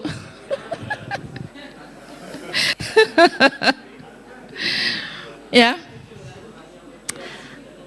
Kalau Bapak Ibu ini yang lebih mungkin lebih ekstrim atau lebih berat lagi saya pernah mengalami. Tapi waktu itu saya tidak mikir bahwa itu adalah well-being judicial. Saya itu termasuk keadaan di tempat jauh itu. Saya itu melahirkan anak kedua, 5 hari melahirkan diminta untuk sidang, hanya duduk. Karena hakimnya hanya ketua, wakil, dan saya.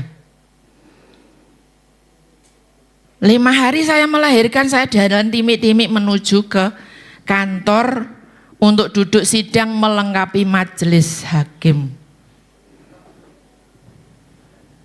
Mungkin nggak ada ini dari sekian banyak. Cutinya 3 bulan.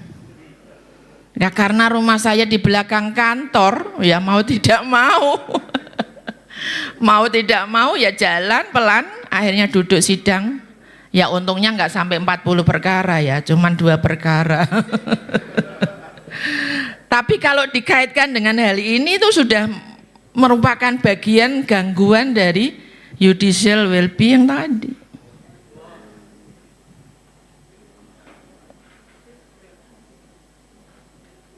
Ya. Ya karena kita ingin memberikan pelayanan kepada masyarakat, sementara mau hakim tunggal tidak ada izin, belum ada izin hakim tunggal, ya akhirnya melengkapilah sidang dalam keadaan nifas.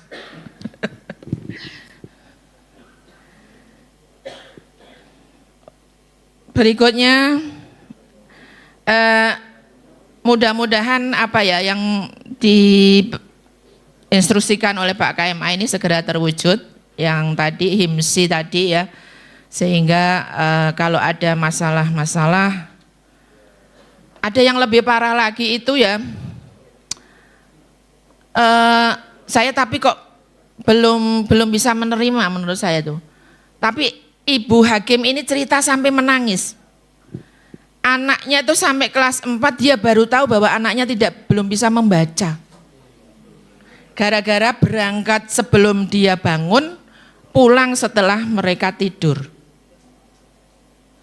Ternyata pada saat sudah kelas 4 belum bisa membaca. Saya tidak percaya tapi dianya cerita itu menangis gitu loh. Masa sih segitunya gitu loh. Apa nggak ada waktu untuk hari Sabtu Minggu gitu loh. Ya. Nah itu. Nah ini. Jadi itulah bapak-bapak dan ibu-ibu semuanya. Maka di sini ada poin-poin penting untuk terkait dengan well-being ini, yaitu aspek utama meliputi kesehatan fisik, bebas penyakit, ya, kesehatan mental atau ketenangan emosi dan fungsi sosial, hubungan baik dengan orang lain. Artinya di kantor pun harus ada hubungan baik, harus ada solidaritas antar sesama. Makanya ketika saya memberikan penjelasan tentang ZI ya, terkait dengan kerapian tempat kerja, supaya ada meja khusus untuk tempat minum, tempat makan. Ini supaya kalau bawa makan itu tidak pelit, dimasukkan kantong lacinya sendiri, ditaruh di meja. Jadi berkaitan kan. Di situ ada wujud sosial, wujud solidaritas, dan juga memenuhi apa yang menjadi penilaian dari zona integritas. Di Sragen sudah ada belum Pak meja-meja kecil untuk tempat kopi teh? Masing-masing berarti di meja kerja. Nah, makanya ada meja kerja yang isinya ya, ada roti, ada kacang, ada kecap, ada saus. Situ kopi, habis itu laptop. Kopi ini utah kena laptop ya wis. Makanya harus ada mitigasi, yaitu dengan disiapkan meja kecil khusus setiap ruangan. Ya sing kopi ini nggawa dewi-dewi loh. Makanya biar kalau bawa makanan itu tidak dimasukkan laci ya Pak Iko ya. Wis kok laci ngomongane sembunyi-sembunyi, di situ tidak ada solidaritas. Berarti tidak ada kenyamanan di dalam bekerja. Nah, itu kan dikait-kaitkan kan begitu. Ya. Hah? Boleh. Dulu saya juga pendamping APM kok. Jangan berantakan, disiapkan tempatnya. Ya. Kalau beli kulkas kan kemahalan.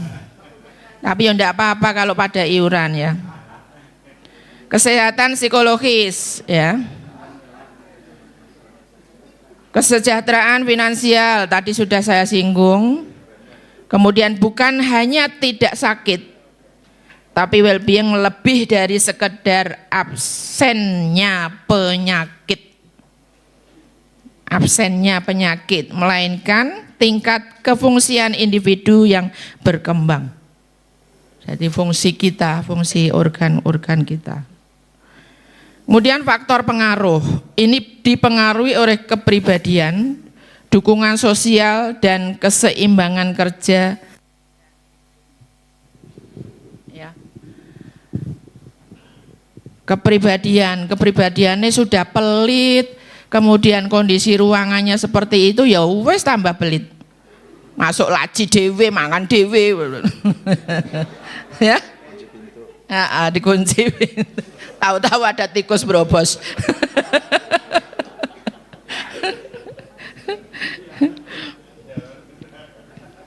Ada tikus berobos, ya yang dimakan bukan kuenya saja, kertas-kertas berkasnya dimakan.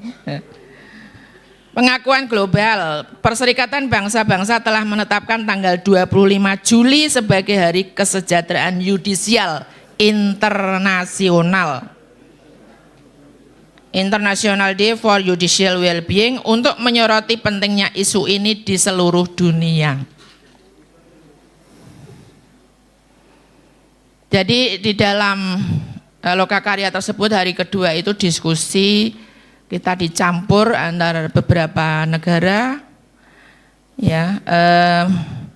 Pembahasan itu yang pertama fokus kesehatan hakim menjadi tanggung jawab lembaga, dan yang kedua dimensi psikologis, etika dan kepemimpinan. Jadi pimpinan ini juga punya peran, Pak, di dalam mewujudkan judicial well-being.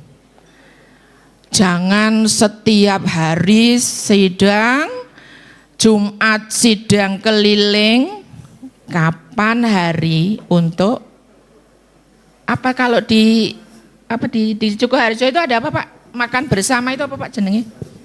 Darsima. Dahar bersiang bersama. Dahar siang bersama. Itu satu wujud kebersamaan dan solidaritas di antara kita. Darsima. Nanti Darsipa. Nah, ini dulu ketika hakim Pengadilan Tinggi Australia membicarakan di tahun 90-an itu masih belum direspon.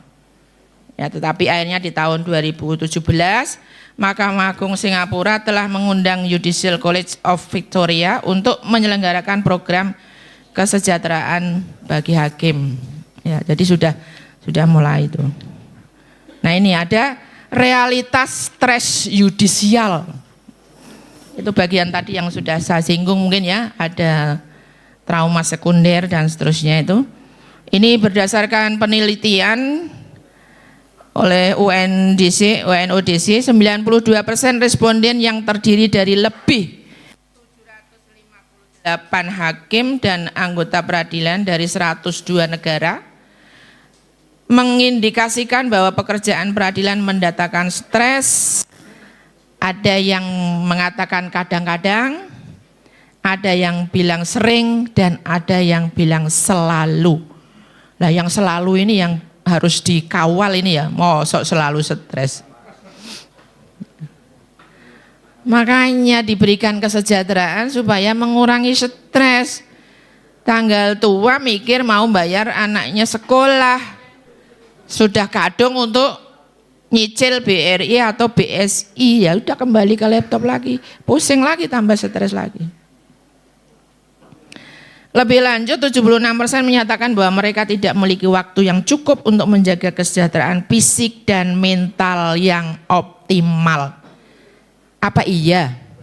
Kalau di sini kira-kira iya apa enggak? Enggak. Ya, Pak.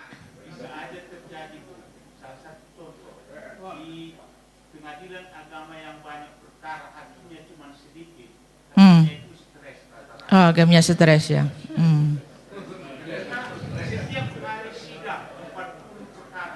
Mak kapan buat putusannya ya, Pak ya? Iya, lah ya. Ini karena ini Pemalang perkaranya banyak, hakimnya sedikit.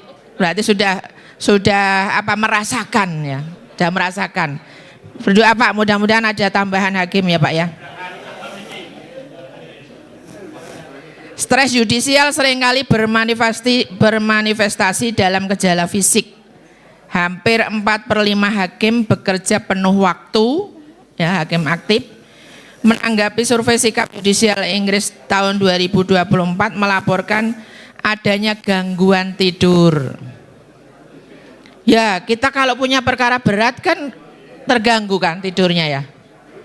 Aduh, waris itu belum selesai, ini pemeriksaannya besok gimana ya. Sementara lebih dari separuhnya mengalami sakit kepala. Pak, Bapak, Ibu, kalau sakit kepala jangan minum obat-obat warung ya. Ada sepupu saya itu kalau pusing minum Mixagrip. Akhirnya buta. Buta itu nggak ketahuan, dia nggak ngomong.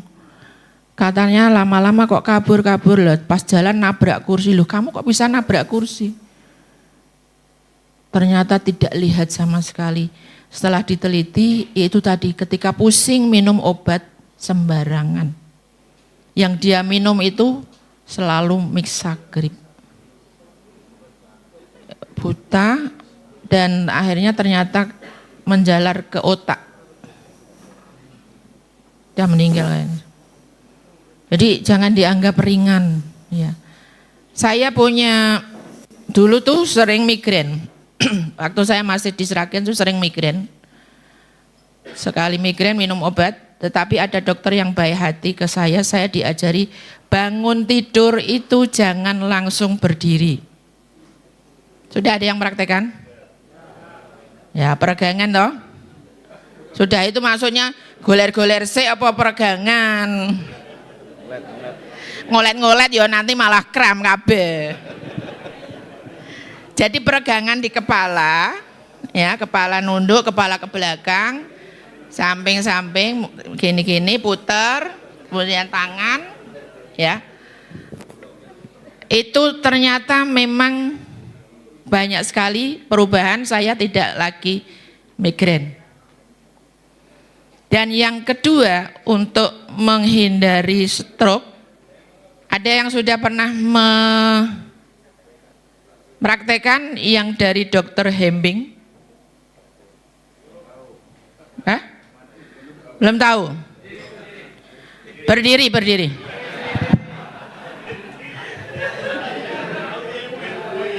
Jadi berdiri, ya. Berdiri, kakinya agak ditundukkan sedikit, agak ditekuk sedikit lututnya. Ya. Setelah itu tangannya ayunkan sekuatnya, semampunya. Ayunkan saja. 1, 2, 3. Ya, gitu. Lurus Pak, jangan ditekuk. Lurus. Jangan nekuk kakinya. Ini jangan nekuk, lurus. Dengkulnya nekuk, tangannya gini lurus. Ya. Ya benar Pak Kepala Tua. Ya. Lurus. Sekuatnya. Kalau kuat 10 dulu, keluar 20 dulu. Itu setiap bangun, ya, bangun tidur. Ya. Terus untuk menghindari Parkinson, gemeteran. Coba kaki kiri maju ke depan. Kaki kiri maju ke depan, ditempelkan ininya. Tumitnya nempel ke ujung jari. Ibu jari, yang satu ibu jari satu. Ini loh Pak. Kaki kiri. Coba tangan kirinya begini. Begini. Agak. Balik.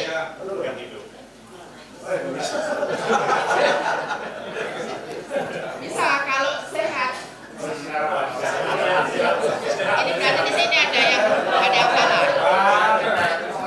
Kalau nggak bisa, berarti ada yang salah di bau atau lurus nih.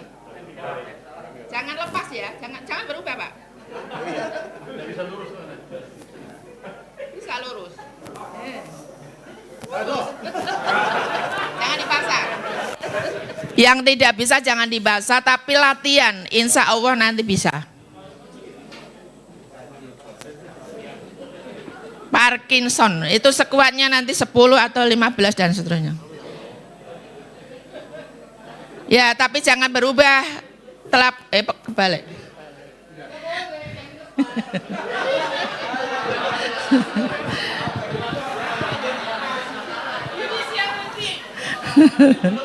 Ya.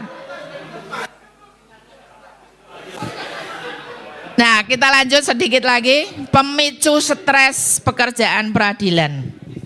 Benar tadi seperti Pak Ketua Pemalang, beban kerja. Beban kasus yang sangat tinggi, kurangnya waktu untuk menulis putusan dan keterbatasan delegasi tugas. Delegasi itu maksudnya hakimnya punya asisten untuk mengetik putusan. Nah, PP-nya membantu dengan baik. Masih ada nggak PP yang dibuatkan berita acara oleh hakimnya? Hah? Banyak apa enggak?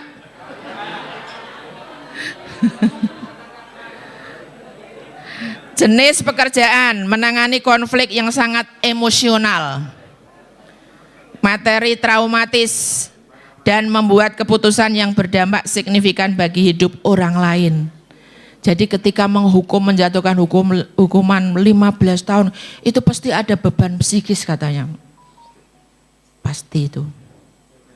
Kemudian misalnya hanya nyuri ayam, dikasih hukuman sekian, itu beban. Itu mengganggu, membuat kita stres ya. Tapi itu bukan penyakit, itu hal yang normal karena itu adalah terkait dengan pekerjaan kita. Budaya kerja, isolasi, pengawasan publik yang ketat. Sekarang ini kan pengawasan publiknya melalui medsos ya. Sangat ketat. Kurangnya umpan balik dan budaya menyangkal stres. Medsos ini yang galak. Ya. Itu dulu Jepara itu ada ketok-ketok, itu apa maksudnya itu dulu? Mana? Kenapa ada di apa itu? TikTok apa YouTube ya? Ini apa sudah dikunci semua? Apa itu, Pak?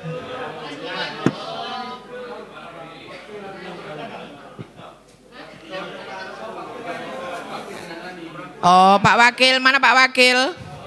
Ya, apa Pak? Kenapa Pak? Saya ingin tahu ini. Maksudnya gini, ketika nanti itu apa bisa terjadi di satker lain kan bisa mengantisipasi gitu loh Pak. Gimana Pak? Assalamualaikum warahmatullahi wabarakatuh. Waalaikumsalam warahmatullahi Terima kasih atas waktunya. Jadi kalau kita amati sebetulnya itu memang orang stres Bu, kan gitu ya. Meskipun itu juga dia sakit hati. Dikatakan stres itu sakit hati. Ketika dilihat pintu itu harus didorong, tapi dia ditarik. Oh.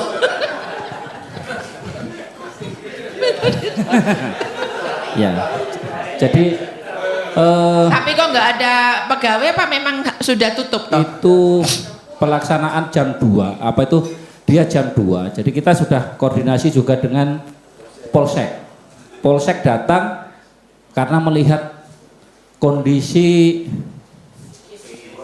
jiwanya kayak gitu, dia hanya lihat aja gitu Bu. Gitu. Jadi ya itu berapa kali datang ke pengadilan sebetulnya. Jadi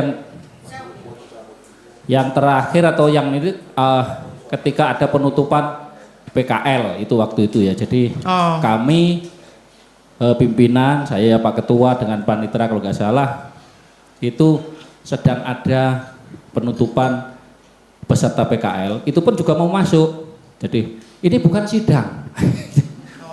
Nah, ini jadi kalau dari segi perkara sebetulnya itu perkara cerai talak, suaminya mencabut, dia tidak mau. Oh, dianya tetap mau cerai. Padahal tadi itu pisahnya juga belum ada 6 bulan, baru 2 bulan atau baru berapa. Jadi setelah mediasi dikasih penjelasan, dicabut. Nah, dia marah-marah. Nah, gitu Bu. Jadi ya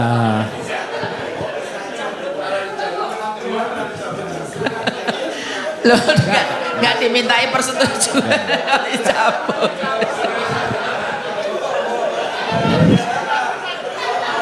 bukan. Bu Ketua, nggak usah serius-serius Bu Ketua.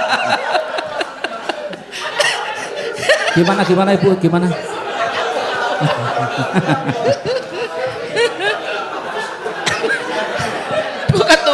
Bu Ketua PA Semarang ini lo cabut mencabut kok semangat banget.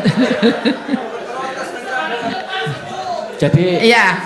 itu sempat juga ada pelaporan ke kepolisian, ke Polres, tapi karena apa ya bahasanya itu penganiayaan.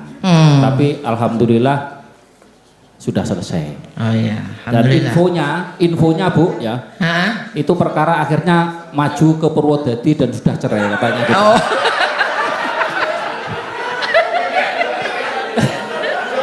Mungkin itu klarifikasi ataupun Maju ke Purwodadi sudah cerai. Oh.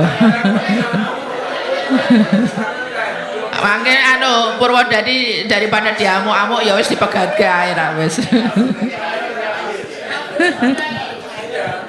Ya.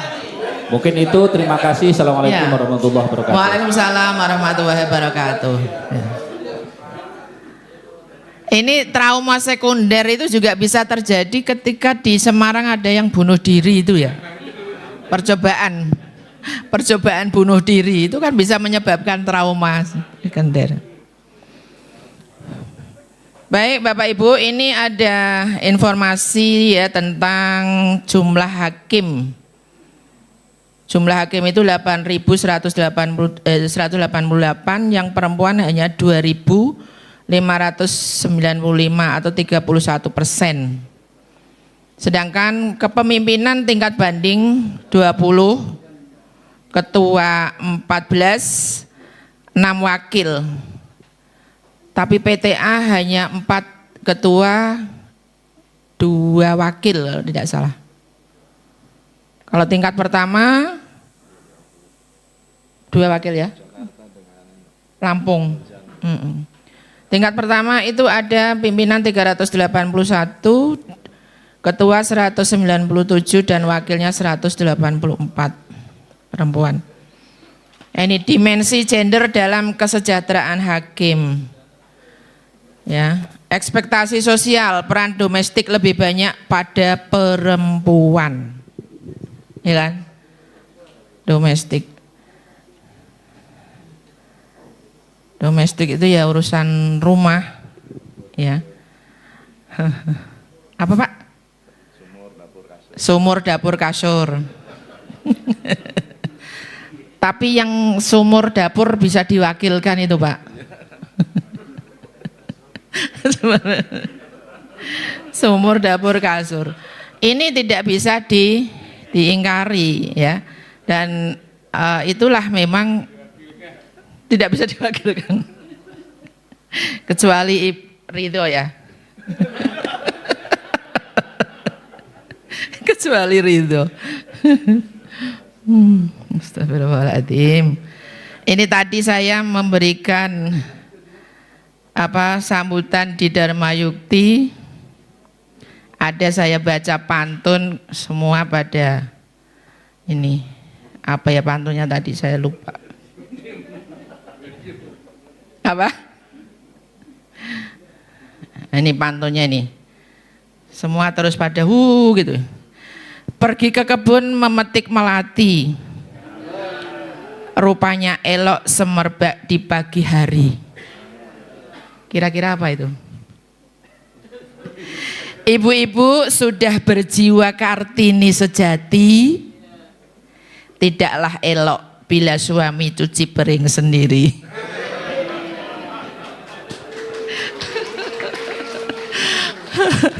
Tidaklah elok kalau suami masih suruh cuci piring sendiri ya. Karena tadi temanya itu berkarya tanpa batas, Kartini masa kini. Keren ya. Ibu-ibu itu memang keren kok. Berkarya tanpa batas, luar biasa. Maka saya berikan sentilan, jangan sampai ibu-ibu ini diperbudak oleh oleh gadget. Karena berkarya tanpa batas itu kan hubungannya dengan teknologi informasi. Diperbudak oleh gadget. Bahkan ada yang mengatakan menuhankan gadget, menuhankan HP. Betul. Kenapa begitu? Pagi hari bangun tidur bukan dicari air wudhu tapi dipegang HP. Pada ketawa, berarti bener ini saya bilang gitu. Saya cerita katanya ada di satu tempat ada istri yang di rumah, suami kerja, suami pulang, anaknya belum mandi, disuruh mandiin, suaminya yang mandiin, istrinya tetap main HP. Mah ambilkan anduk, iya, tapi masih HP-nan. Mah ambilin anduk, iya, masih HP-nan. 3 kali ambil HP-nya, dibanting, dipukul mungkin istrinya, katanya mengajukan gugatannya KDRT. Kira-kira tepat nggak itu ya? Ya, ada yang suka drakor. Ini banyak yang suka nggak ini? Kalau mindset saya itu film-film kayak gitu tuh, uang itu tuh bikinan. Jadi setiap saya diajak nonton anak saya, ponakan saya itu saya di bioskop itu tidur, nggak ada semangat sama sekali. Mulai dulu mahasiswa remaja itu gitu, jadi nggak ada semangat. Karena mindset saya itu bahwa film itu dibuat, gitu loh. Jadi sudah nggak menarik lagi gitu loh, nggak penasaran apa itu nggak ada. Drakor. Mau tidur pasti ngeloni HP lihat drakor. Dijawil suaminya nggak mau. Masih nonton drakor.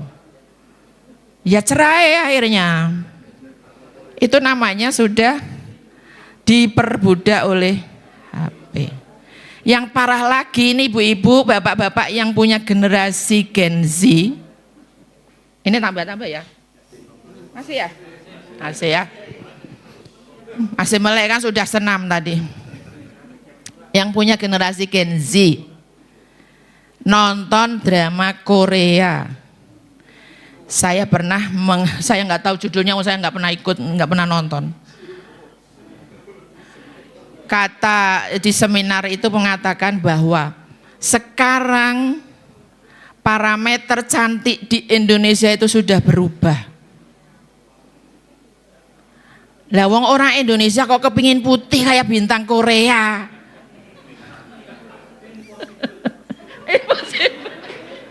Akhirnya kan pada beli pemutih, masuk ke salon yang nggak jelas. Ujung-ujungnya apa? Menjadi korban perawatan, bukan karena perawatan menjadi cantik. Itu. Jadi ini Gen Z ini ada kecenderungannya itu tuh, bahwa cantik itu adalah putih mulus seperti bintang Korea.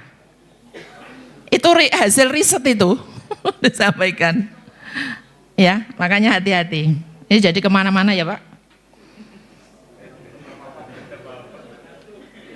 Gak apa-apa kan, belum tentu Bapak Ibu itu tahu tentang itu. Yang berikutnya ini konflik peran. Ada struktural, ada kultural. Yang punya peran ganda itu tentunya kan bisa memicu stres juga kan. Kalau kita tidak pandai mengelola emosi. Lingkungan kerja aman, ramah keluarga, inklusif. Kemudian respon tantangan struktural, penugasan antar wilayah mempengaruhi kesejahteraan hakim atau aparat peradilan. Maka di sini sudah ada upaya-upaya yang dilakukan oleh Mahkamah Agung, ya. Ini yang pertama dari intern ini, komitmen dan pemahaman bersama dengan keluarga. Ketika perempuan harus berkarir, memang harus ada komitmen dengan keluarga. Jadi jangan, saya waktu dulu sebelum tes, awal-awal tes wakil itu ada yang sudah lulus mau diberangkatkan, saya mundur. Informasi dari Kasubdit. Kenapa? Karena saya disuruh pilih oleh suami, pilih saya atau pilih kerja jadi wakil. Sudah ada anak dibegitukan Pak, ya tentu milih suami kan. Daripada jadi wakil ke luar Jawa, cerai, ya kan. Nah itu termasuk salah satu kendala. Profesionalisme dan tanggung jawab sebagai hakim, komunikasi berkualitas, pertemuan berkala, ya menjaga hubungan keluarga. Jadi pertemuan berkala ini dari kita berdiskusi itu ada yang menyampaikan dari Filipina dan dari Malaysia itu mengatakan bagaimana cara mengatasinya. Ya saya kalau tidak dinas, saya menyalurkan hobi. Ya jalan-jalan, jalan pagi itu ya olahraga, mau tenis, mau apa. Yang penting sesuai dengan porsi kita.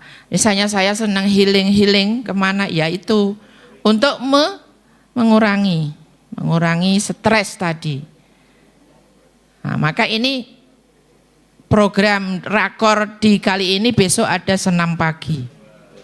Adalah salah satu mengimplementasikan untuk mengatasi atau mewujudkan judicial well-being. Ya, tenang Pak, instrukturnya cantik.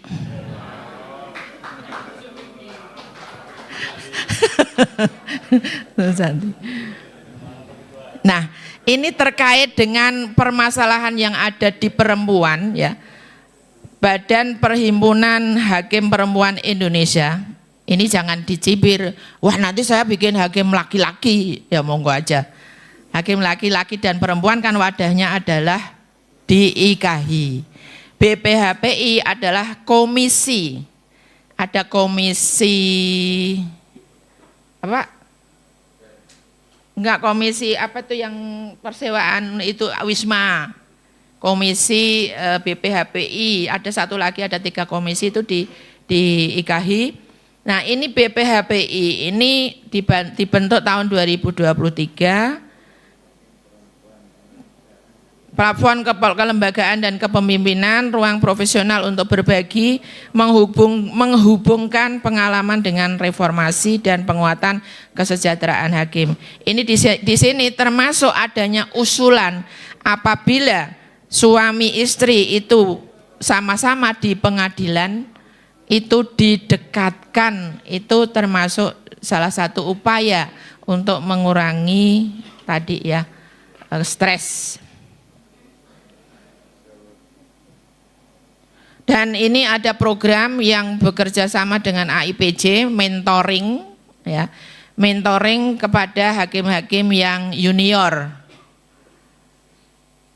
Itu nanti mau mulai baru bulan Mei, ada sekitar 30 mentor, 1 mentor baru untuk uji coba baru 2 orang menti. Nah, itu dipilih, kita mengajukan dan itu juga diverifikasi oleh Bawas. Jadi ketika mengajukan atau mendaftar menjadi mentor, di Bawas ada catatan, itu tidak akan dikeluarkan atau diluluskan menjadi mentor.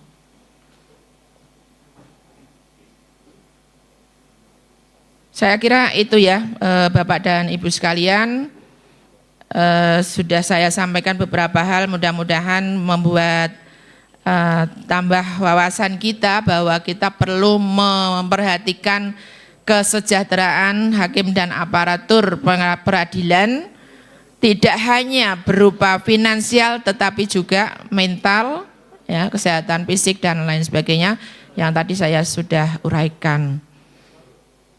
Karena itu ya tadi ada salah satu kita lomba di luar TUSI, ya.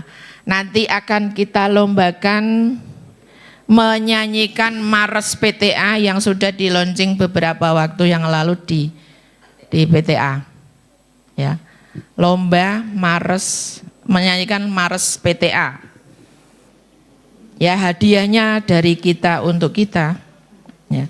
Dan kami ke depan, ya, nanti di program-program apa kira-kira ingin mengadakan apa ya, kayak dulu di Lampung itu cerdas cermat aparatur. apakah itu PP ya di bagian kesekretariatan dan di bagian kepanitraan. Dan insya Allah tidak dipungut biaya, karena biayanya sudah ada ya. Karena apa? Ketika dipungut 100.000, kasihan kabaknya pada kena hukuman 6 bulan kali 75% remunerasi. Padahal uangnya itu untuk beli konsumsi loh. Nah, jadi itulah undang-undang ke depan kita akan adakan untuk menyemangati dan memberikan motivasi kepada Bapak Ibu untuk belajar, tetap belajar, jangan berhenti belajar. Demikian dan terima kasih atas perhatiannya. Mudah-mudahan ada manfaatnya, kurang lebihnya saya mohon maaf. Billahi taufik wal hidayah. Assalamualaikum warahmatullahi wabarakatuh. Baik, terima kasih. Kita berikan aplaus sekali lagi untuk Ibu Ketua Pengadilan Tinggi Agama Semarang. Baik Bapak Ibu, sebenarnya di schedule atau di rundown ini sudah melewati batas waktunya, tetapi karena narasumber atau materi yang disampaikan cukup menarik dan menambah wawasan bagi kita semua. Dan diingatkan bahwa besok kegiatan kita sudah dimulai dari sejak pagi hari atau setelah subuh, yaitu jam 5.30 kita sudah mempersiapkan diri untuk melakukan senam bersama, dan kemudian dilanjutkan sarapan dan kegiatan selanjutnya akan dimulai pada pukul 8 pagi. Dan mari Bapak Ibu semua kita akhiri pertemuan kita pada malam hari ini dengan sama-sama mengucap hamdalah. Alhamdulillah. Terima kasih. Assalamualaikum warahmatullahi wabarakatuh.